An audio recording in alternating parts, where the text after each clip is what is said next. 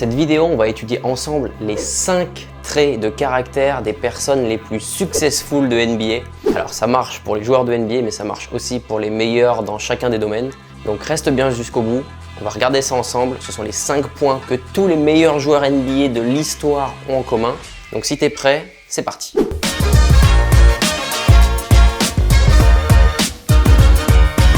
Dans cette vidéo, on va étudier les 5 traits de caractère des meilleurs joueurs de l'histoire de la NBA. Attention, ça ne veut pas dire qu'il faut que vous fassiez la même chose, ça veut juste dire qu'il y a 5 traits de caractère qu'ont en commun tous les meilleurs joueurs de l'histoire de la NBA et même les meilleurs dans chacun des domaines. Donc on va aller étudier ça ensemble. T'es prêt? C'est parti. Premièrement, ils se pensent meilleurs que les autres.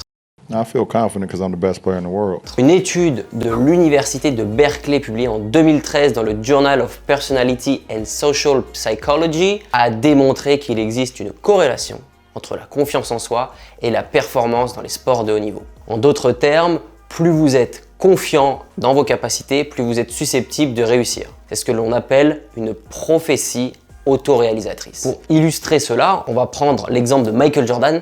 C'est un secret pour personne, Michael Jordan est l'un des plus grands basketteurs de tous les temps. Mais comment développe-t-on une telle confiance en soi? En fait, il s'avère que c'est le fruit d'années de travail acharné, de sacrifices et de dévouement.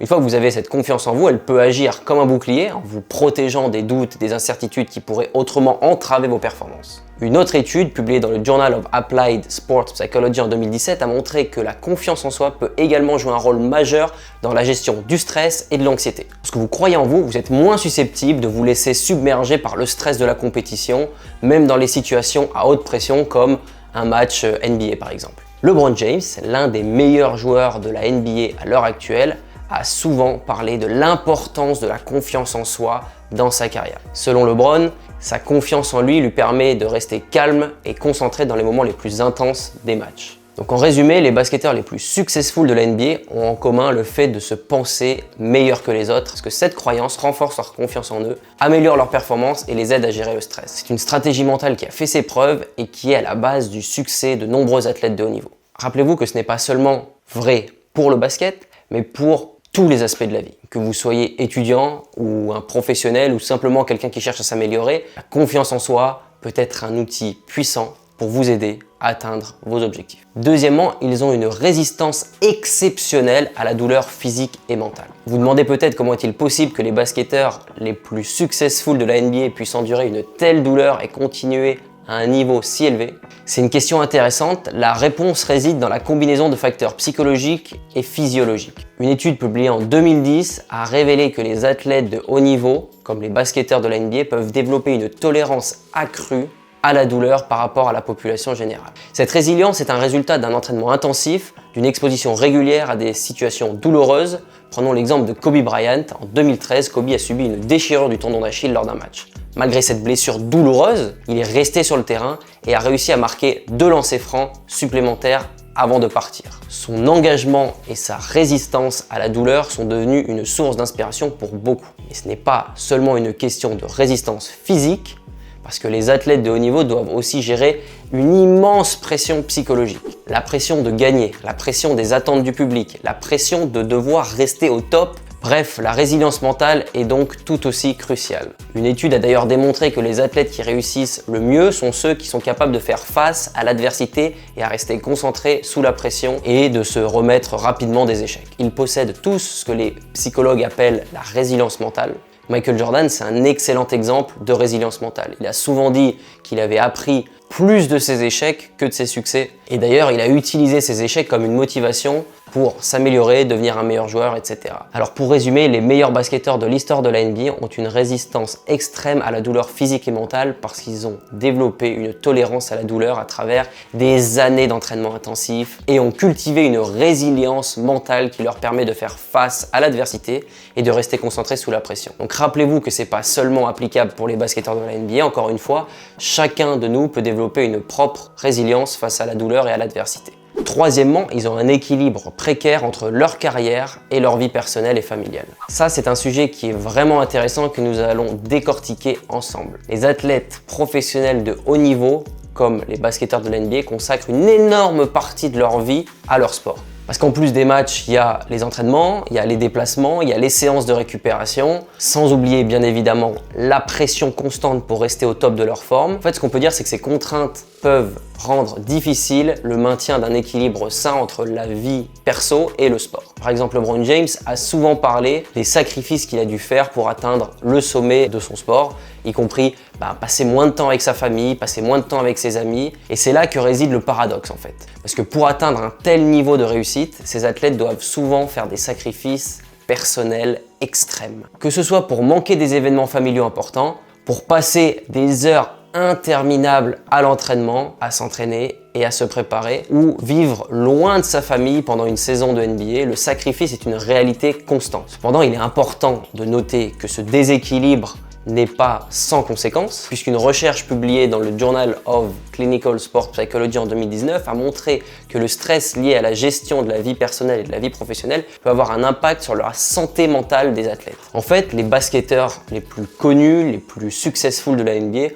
ont souvent un équilibre précaire entre leur vie professionnelle et leur vie personnelle et familiale. Parce que, bien entendu, il y a un niveau d'engagement et de dévouement nécessaire pour exceller dans n'importe quel domaine, en l'occurrence dans ce sport, qui exige souvent des sacrifices personnels significatifs. En fait, c'est une leçon importante pour nous tous, que nous soyons athlètes ou non.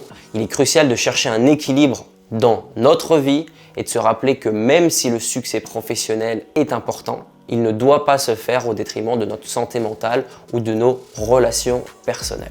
À titre un peu plus personnel, c'est quelque chose sur lequel j'ai excessivement de mal et sur lequel je travaille beaucoup. J'ai vraiment beaucoup de mal à allier la vie professionnelle et la vie personnelle. C'est quelque chose sur lequel je travaille, c'est pas quelque chose qui peut rendre une personne heureuse d'avoir ce déséquilibre. Je pense que pour être fondamentalement heureux et performant et frais dans son esprit, il faut bien entendu avoir un équilibre entre sa vie professionnelle et sa vie personnelle vraiment significatif. Quatrièmement, ils sont habités par une hyper-combativité.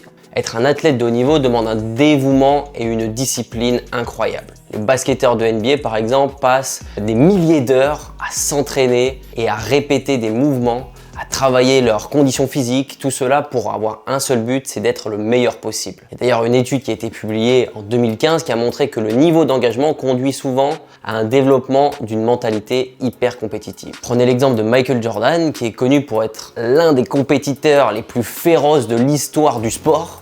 Jordan n'a pas seulement apporté cette intensité sur le terrain, mais l'a aussi mis dans tous les aspects de sa vie. Il est réputé pour transformer des situations les plus banales, comme une partie de cartes par exemple, en compétition acharnée. Cette hyper-combativité ne vient pas de nulle part, elle est souvent le produit d'une combinaison de facteurs, notamment la motivation intrinsèque forte par exemple, une grande confiance en soi et une volonté de repousser constamment ses limites. C'est ce qui pousse ces athlètes à s'entraîner plus dur, à jouer plus fort et à chercher constamment à s'améliorer. Cependant, il est important de noter que cette hyper-combativité peut parfois déborder dans la vie personnelle de ces athlètes. Les mêmes traits qui les rendent compétitifs sur le terrain peuvent les rendre tout aussi compétitifs dans leur vie quotidienne. Les athlètes de haut niveau peuvent parfois avoir du mal à éteindre leur combativité lorsqu'ils ne sont pas en compétition. En résumé, les basketteurs les plus successful de la NBA sont souvent hyper combatifs dans les aspects de leur vie en raison de leur dévouement à leur sport, de leur motivation intrinsèque et de leur désir constant de s'améliorer. C'est ce qui les pousse à s'entraîner beaucoup plus dur, à jouer avec beaucoup plus d'intensité, mais aussi ce qui peut rendre leur vie personnelle tout aussi compétitive. Rappelez-vous que cette leçon s'applique pas qu'aux athlètes, que vous soyez un étudiant, un professionnel ou simplement quelqu'un qui cherche à se surpasser, vous pouvez prendre exemple sur ces athlètes en trouvant votre propre motivation intrinsèque et en vous poussant à atteindre vos objectifs. Maintenant, l'hypercombativité, c'est pas quelque chose de facile, c'est peut-être même quelque chose de psychologiquement dangereux. Il faut savoir faire la part des choses. En tous les cas, c'est un des 5 traits qu'ont en commun les meilleurs joueurs de l'histoire de la NBA. Et enfin, ils ont tous une obsession du contrôle. Commençons par le terrain de basket. Sur le terrain, le contrôle est crucial. Un basketteur doit contrôler sa coordination, son endurance, sa stratégie de jeu et même son interaction avec ses coéquipiers. Si on se fie à une étude publiée en 2016 dans le Journal of Sport and Exercise Psychology, celle-ci a montré que les athlètes qui sont capables d'exercer un contrôle efficace sur ces éléments sont généralement ceux qui réussissent le mieux. On va prendre LeBron James comme exemple, qui est connu pour sa capacité à diriger le jeu, c'est un leader incroyable. Il contrôle non seulement ses propres actions, mais aussi celles de son équipe, en donnant des instructions et en coordonnant les stratégies sur le terrain. C'est une partie essentielle de ce qui fait de lui un joueur si exceptionnel. Cette obsession du contrôle ne se limite pas au terrain, elle se manifeste souvent dans la vie personnelle des athlètes. Ils ont un contrôle par exemple rigoureux sur leur régime alimentaire, sur leur programme d'entraînement, sur leur routine quotidienne, et c'est d'ailleurs la clé de leur réussite. Pourquoi? Parce que le contrôle offre une certaine prévisibilité et réduit l'incertitude de manière générale. Dans un environnement aussi compétitif que la NBA, avoir un sentiment de contrôle peut aider à gérer le stress, à rester concentré sur ses objectifs. Et c'est d'ailleurs ce que suggère une étude publiée en 2014 dans le Journal of Applied Sports Psychology. Mais il est important de noter que cette obsession du contrôle peut parfois aller beaucoup trop loin. Comme le montre une étude publiée dans le Journal of Clinical Psychology en 2017, un besoin excessif de contrôle peut parfois conduire à des comportements compulsifs ou à une détresse psychologique. On sait qu'il y a énormément de joueurs NBA qui ont eu des problèmes avec la dépression, avec des problèmes psychologiques. Je ne dis pas que c'est lié à ça, mais peut-être que ça peut faire partie de ces problèmes psychologiques. Pour conclure sur cette partie-là, les basketteurs les plus successful de NBA ont souvent une obsession du contrôle parce que cela leur permet de gérer efficacement leurs performances sur le terrain, leurs entraînements, leur routine quotidienne, etc. Cependant, comme tout, un équilibre est nécessaire. Le contrôle est un outil puissant pour la réussite, mais il est important de se rappeler qu'une obsession excessive du contrôle peut aussi avoir des effets néfastes. J'espère que vous avez compris en regardant cette vidéo que c'est pas quelque chose qui rend les athlètes beaucoup plus heureux, c'est pas quelque chose que je vous demande de faire, mais c'est 5 traits de caractère qui ont été remarqués chez tous les meilleurs joueurs de l'histoire de la NBA. Par contre, c'est aussi un trait commun qui est dans les plus gros entrepreneurs de la planète, dans les plus gros joueurs de foot, dans les plus gros écrivains de la planète, etc. C'est quelque chose de général. Maintenant, si vous les avez pas dans votre personnalité, ça ne veut pas dire qu'il faut que vous les ayez.